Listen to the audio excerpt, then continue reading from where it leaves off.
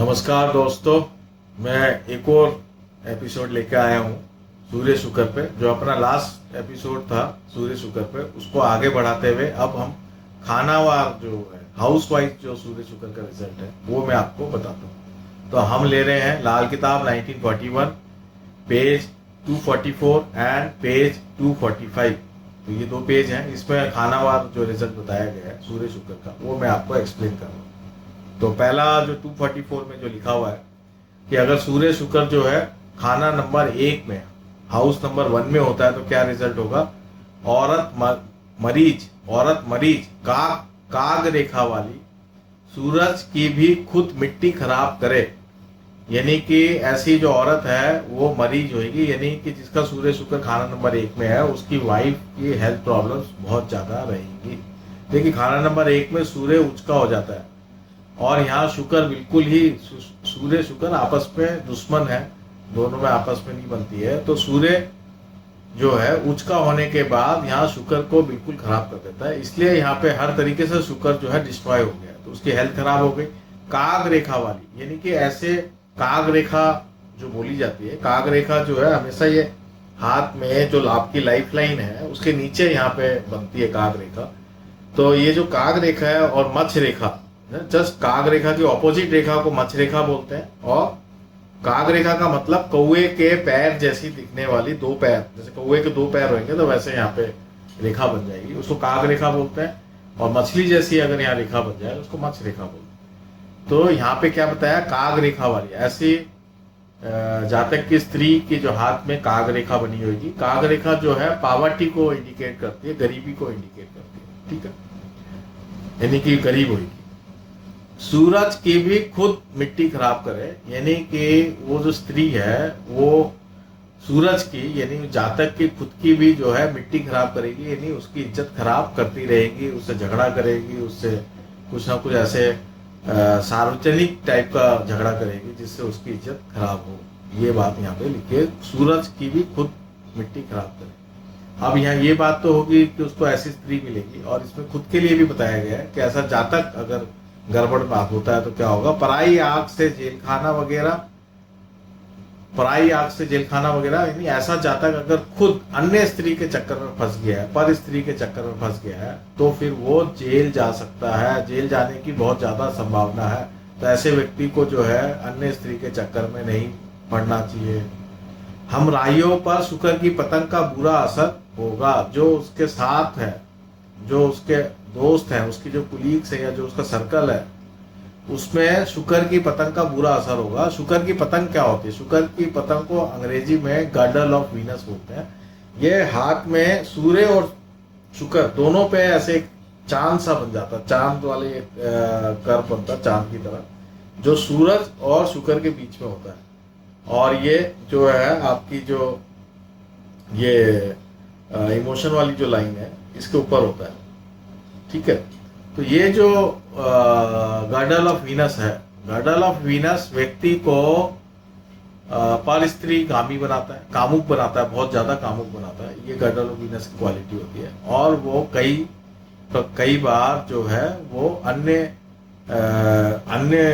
गलत कामों में भी इन्वॉल्व होता है, खासकर शराब पीना वगैरह, इस सब में भी वो इन्वॉल्व होता है ना, गर्डल ऑफ वीनस। तो हम राइयों पर शुक्र की पतंग का बुरा असर होगा, यानी उसके हाथ में, खुद के हाथ में ये गर्डल ऑफ वीनस का साइन होगा, जिससे उसका सर्कल भी वैसा ही होगा, वो खराब सर्कल में रहेगा। और इसमें एक और बात आगे जो बताई है, खाना नंबर 1 में सूर्य शुक्र होने पे औरत की दिमागी खराबियां, माली खुलिया तक, यानी कि हेल्थ प्रॉब्लम्स तो बताई थी, यहाँ पे मरीज होगी, लेकिन यहाँ पे ये बताइए कि मेंटल प्रॉब्लम्स भी होंगी औरत को, इसलिए वो झगड़ती रहेगी, या ये इस तरह की बात बताइए कि मेंटल प्रॉब्लम्स भी हो सकती है। और कई बार इस तरह की मेंटल प्रॉब्लम्स हो सकती हैं कि माली खुलिया का मतलब होता है कि ऐसा जातक, ऐसी जिसको माली खुलिया है, वो बड़बड़ाता रहता है ना, हमेशा बोलता रहता है, कुछ ना कुछ बड़बड़ बड़बड़ बड़बड़ बोलता रहेगा, किसी अपने आप से ही बात करता रहेगा, उसको माली खुलिया बोलते हैं।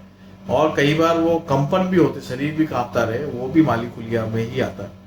तो इस तरह की मेंटल प्रॉब्लम्स भी उसको हो सकती हैं। ये बात यहाँ पे बताइए कि अगर सूर्य शुक्र खाना नंबर 1 हो तो ये सारी बातें बताइए। देखिए कितनी तरह की बातें यहाँ पे बताइए।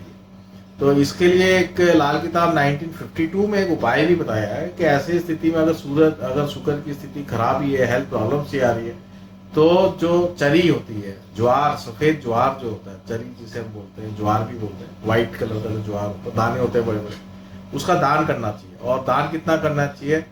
स्त्री का तुला दान करना चाहिए, यानी स्त्री के वजन के बराबर जो है उसका दान करना चाहिए, मंदिर में डालना चाहिए।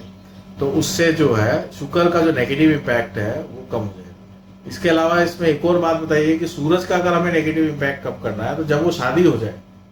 शादी होने के बाद दोनों में से एक व्यक्ति, चाहे वो स्त्री हो चाहे वो पुरुष हो, हस्बैंड हो चाहे वो वाइफ हो, दोनों में से एक व्यक्ति गुड़ खाना छोड़ दे। गुड़ जो है सूर्य के आश्रय, तो मैं तो ये कहूंगा कि जिसकी कुंडली में सूर्य शुक्र इकट्ठा है उसको गुड़ खाना छोड़ देना चाहिए, ताकि सूर्य शुक्र इकट्ठा नहीं हो पाए। तो ये भी ठीक है। स्त्री भी अगर गुड़ खाना छोड़ दे तो भी अच्छा रिजल्ट रहेगा, क्योंकि सूर्य के आश्रय है, तो शुक्र स्त्री खुद ही है। अगर वो गुड़ खाती है तो सूर्य शुक्र इकट्ठा हो जाएगा। अब पुरुष की कुंडली में सूर्य शुक्र है तो वो गुड़ खाएगा तो अगेन सूर्य शुक्र खराब होगा। तो गुड़ खाना छोड़ दे तो भी उसका अच्छा रिजल्ट आएगा।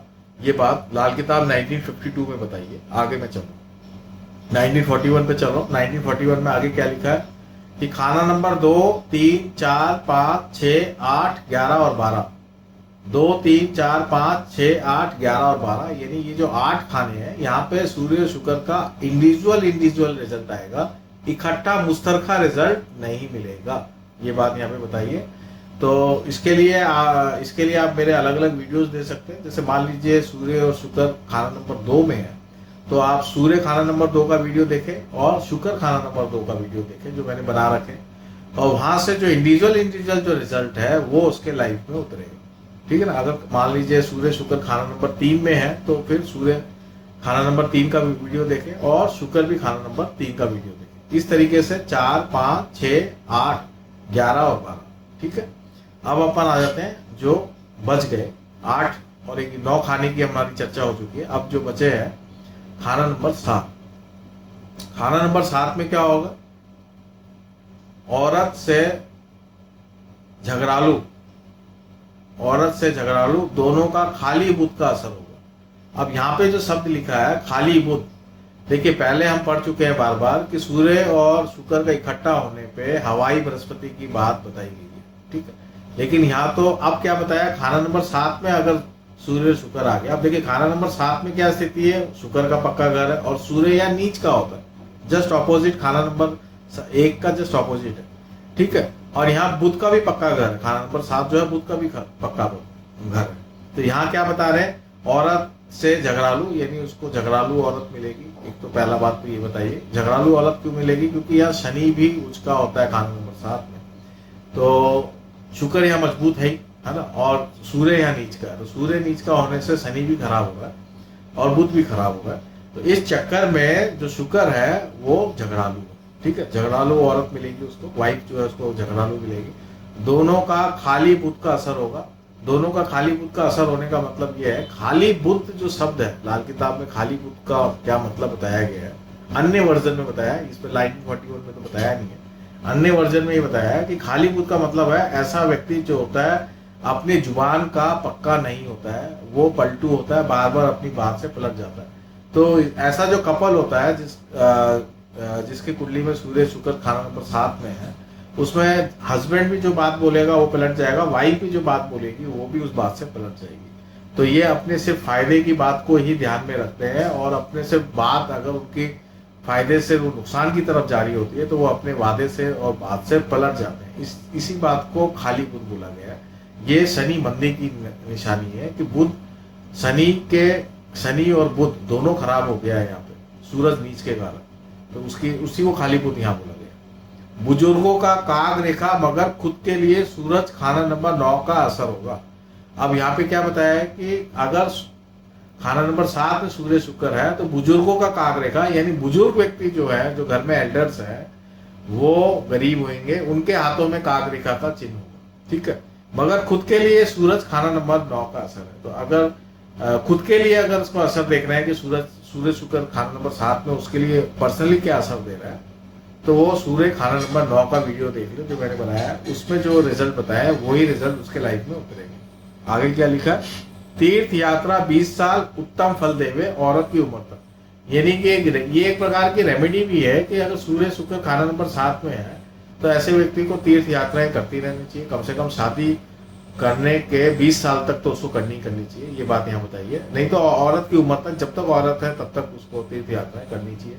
उससे क्या होगा, तीर्थ यात्राएं करने से एक तरह से हम बृहस्पति को यहाँ सपोर्ट दे रहे हैं, और बृहस्पति को सपोर्ट देने से उनके जीवन में थोड़ी मोरालिटी, मोरल वैल्यूज आ जाएंगी, जो खाली बुद्ध का जो असर है वो कम हो जाएगा और थोड़ी अच्छी स्थिति उनके जीवन में उतरेगी। एक और बात यहाँ लिखी है, ते मकान में सुर्ख रंग, ते मकान में बुजुर्ग जद्दी, ब्रैकेट में लिखा है सुर्ख रंग सूरज या मंगल का दोनों ग्रहों की दुश्मनी का बुरा असर देगा। तो यहाँ एक और लक्षण बताया है कि अगर सूर्य शुक्र खाना नंबर 7 में है तो एक लक्षण ये बताया है कि आपका जो मकान है, जो बुजुर्गों का मकान है, जो बुजुर्गों से आपको मिला है, एक वो, या आप जिस मकान में सालों से रह रहे हैं, हम जिस मकान में आपका जन्म हुआ है, या जिस मकान में आप जॉइंट फैमिली के रूप में रहते हैं, या जिस मकान में आपके माता पिता भी साथ रहते हैं, हम हर तरह के मकान को आप यहाँ पे मैं ले रहा हूँ ताकि हम एक ब्रॉड एस्पेक्ट को हम पकड़ लें, और माता पिता के साथ रहे तो, और जो नए, और जिस मकान में काफी टाइम से कम ऐसे मकान में जो आप शादी से पहले आप जिस मकान में रह रहे हैं, एटलीस्ट हम उस मकान को तो हम लेंगे ही लेंगे। उस मकान में आप शादी करके भी उसी मकान में आते हैं और नए मकान में शिफ्ट नहीं होते, ऐसे मकान का अगर कलर रेड हो, आउटर कलर, आउटर वॉल जो बाहर की दीवारें हैं उसका कलर अगर रेड कलर का होता है या रेडिश शेड में कोई भी कलर होता है तो भी सूर्य शुक्र इकट्ठा माना जाएगा। अब ऐसा क्यों माना जाएगा, क्योंकि मैंने लास्ट वीडियो में बताया था कि शुक्र को जिल्द माना है, तो जो भी मकान का जो प्लास्टर होता है, आउटर जो प्लास्टर होता है वो शुक्र है। कोई भी मकान अंदर का प्लास्टर हो चाहे बाहर का प्लास्टर हो, जो प्लास्टर है वो शुक्र है, स्किन जो है वो शुक्र है, जिल्द जो है वो शुक्र है ना। तो अब उसका कलर आप रेड कर लेंगे तो सूर्य शुक्र इकट्ठा हो जाएगा। तो आपको तो सूर्य शुक्र को अलग करना, इकट्ठा करना ही नहीं है। तो अगर आप ऐसे मकान में हैं और शनि के घर में बैठा है, सूर्य शुक्र शनि के घर में बैठा है, शनि जो है मकान का कारक है, तो आप ऐसे मकान में, जद्दी मकान में है जिसका आउटर वॉल्स में रेड कलर है, तो सूर्य शुक्र का और भी खराब रिजल्ट आएगा। तो आप वहां से रेड कलर नहीं करें, ये ध्यान रखें। तो आपको क्या करना चाहिए, मेरे हिसाब से येलो कलर, बृहस्पति आप तीर्थ यात्रा करने जा रहे हैं तो जुपिटर का कलर कर लें, तो आपको सपोर्ट मिल जाएगा। आगे चलते हैं। अब हमारे खाना नंबर 10, ये खाना नंबर 7 की बात हो गई। खाना नंबर 10 सूर्य शुक्र खाना नंबर 10, राज दरबार से टूटे पड़ा खैर। टूटे पड़ा खैर एक मुहावरा है। टूटे पड़ा खैर का मतलब होता है बहुत दयनीय स्थिति, ऐसी स्थिति कि आप दूसरों के दया पे निर्भर हो। दूसरों की दया पे अगर आप निर्भर हो तो उसको टूटे पड़ा खैर मुहावरा से संबोधित करते हैं। तो राज दरबार से टूटे पड़ा खैर की तरह की किस्मत होगी, यानी उसको गवर्नमेंट से अगर मान लो गलती से वो गवर्नमेंट की नौकरी भी है तो बहुत दया मतलब उनकी दया पे हुई। अगर वो ऐसा, दया का मतलब ये है कि वहां से उसको बहुत ज्यादा हालत खराब होगी, या अगर वो नौकरी भी नहीं है तो वो कोई ना कोई राज दरबार से उनको प्रॉब्लम आती रहेगी, उनके दया पे निर्भर रहेगा। टेवा अंधे ग्रहों का होगा। सूर्य शुक्र अगर खाना नंबर 10 में है तो टेवा अंधे ग्रहों का होगा। मैंने वीडियो बना रखे अंधे ग्रह पे, तो आपको पता होगा कि 2 दुश्मन ग्रह जब खाना नंबर 10 में बैठ जाते हैं तो टेवा अंधा हो जाता है ना। ब्लाइंड हॉरोस्कोप उसको हम बोलते हैं। तो ये ब्लाइंड हॉरोस्कोप बनी जाएगा। सूर्य शुक्र आपस में शत्रु है तो ये ब्लाइंड हॉरोस्कोप की बात ही है। शनिचर हमेशा बुरा फल देगा, बिल्कुल। यहाँ पे सैटर्न बिल्कुल खराब रिजल्ट देगा। सैटर्न शनि की ये जमीन है, यहाँ पे शनि का घर है ये, तो शनि की जमीन में सूर्य शुक्र बैठने से यहाँ शनिचर हमेशा बुरा फल देगा। सांप को दूध पिलाना मुबारक होगा, ये यहाँ पे बताया, सांप को दूध पिलाना मुबारक होगा। तो ये एक सीधा यहाँ पे उपाय बता दिया। सूर्य शुक्र खाना नंबर 7 में है तो ऐसा व्यक्ति सांप को दूध पिलाए ताकि शनि अच्छा हो। और यूं कहेंगे कि हम खाना नंबर 4 की सहायता ले रहे हैं। चंद्रमा जो है खाना नंबर 4 का पक्का आशय है, तो वो खाना नंबर 4 की सहायता लेने के लिए सांप को दूध पिलाया जा रहा है। खाना नंबर 4 के ग्रह मददगार होंगे, यहाँ पे लिखा भी है। खाना नंबर 4 में जो भी ग्रह मददगार होंगे, मान लीजिए सूर्य शुक्र खाना नंबर 10 में है और खाना नंबर 7 में जो है सूर्य के मित्र ग्रह बैठ जाए तो फिर ये मददगार होंगे। नीच बृहस्पति का असर खाना नंबर 10 में नीच बृहस्पति का असर होगा, यानी कि सूर्य शुक्र खाना नंबर 10 में होने से उसको नीच बृहस्पति का असर भी जीवन में मिलेगा। यानी बृहस्पति खाना नंबर 10 का जो मेरा वीडियो बना हुआ है उसको आप देखें, वो रिजल्ट यहाँ पे आएगा। और क्या लिखा हुआ है, नीच बृहस्पति का असर खाना नंबर 10 का होगा, यानी कि किस संदर्भ में होगा, कहाँ पे उसका रिजल्ट खराब आएगा। वास्ते औलाद और पैदाइश से औलाद से संबंधित जो रिजल्ट है वो बृहस्पति खाना नंबर 10 का खराब आएगा। देखिए पहले ही फर्स्ट पेज में लिख दिया था कि सूर्य शुक्र अगर इकट्ठा है तो हवाई बृहस्पति है, और यहाँ खाना नंबर 10 में तो बृहस्पति चाहे हवाई हो चाहे नॉर्मल हो वो नीच का ही होता है, इसलिए यहाँ पे बृहस्पति पूर्ण रूप से खराब हो गया। तो औलाद से संबंधित जो दिक्कत है वो आएगी ही आएगी, ये बात यहाँ बताई है सूर्य शुक्र अगर खाना नंबर 10 में। एक बात इसमें ये है कि लाल किताब 1952 वॉल्यूम के अंदर इसका एक उपाय भी बताया है। उपाय ये दिया है कि स्त्री को सोने का बाजूबंद पहनाया जाए, जो रिस्ट है ऊपर में, ये बाजू इसको बोलते हैं, इस बाजूबंद यहाँ पे सोने का पहनाया जाए। तो वो एक इसका उपाय बताया है कि सूर्य शुक्र खाना नंबर 10 में हो तो रिस्ट में सोने का बाजूबंद पहना दे। बाजूबंद जो है, सोने का बाजूबंद का मतलब ये है, जो स्त्री है आपकी वो शुक्र है और बृहस्पति जो है सोना। जब बृहस्पति और शुक्र इकट्ठा मिलता है तो उच्च केतु बनता है, मसनूई उच्च केतु बनता है। और उच्च केतु जो है औलाद के लिए अच्छा होता है और औलाद पैदाइश के लिए बिल्कुल इसका अच्छा रिजल्ट आता है। तो ये इस तरीके से यहाँ पे एक उपाय लाल किताब 1952 में बताया है, यहाँ पे नहीं बताया। तो इस तरीके से हम देखेंगे कि सूर्य और शुक्र जो है ये कंप्लीट ये चैप्टर यहाँ पे होता है लाल किताब 1941 का सूर्य शुक्र का। अब हम जो है नया जो मैं टॉपिक लेके नई वीडियो में हाजिर होता हूँ। नमस्कार दोस्तों, धन्यवाद।